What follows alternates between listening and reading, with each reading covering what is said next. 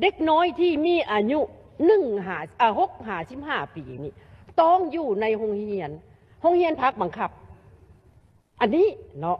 ถ้าว่าหากรัฐบาลเนาะหากมีนิติกรรมตัวนี้ออกมาแล้วสามารถแต่ละบ้านสามารถเอาเข้าไปเป็นกฎระเบียบของบ้านให้ลูกหลานอยู่ในแต่ละบ้านท่านอยู่ในแต่ละครอบครัวพ่อผู้ปกครองต้องเอาใจใส่ให้ลูกตัวเองท่านไปโรงเรียนถ้าว่าลูกผู้ใดอายุ6-15 ปีบอกเข้าโรงเรียนจะถูกปรับใหม่อันนี้ข้าพเจ้าคิดว่าต้องได้เอาใจใส่เนาะอันนี้เป็นมาหนึ่งและอันที่สองต่อกับเด็กน้อยนี่ที่บ่เรียนหนังสือนี้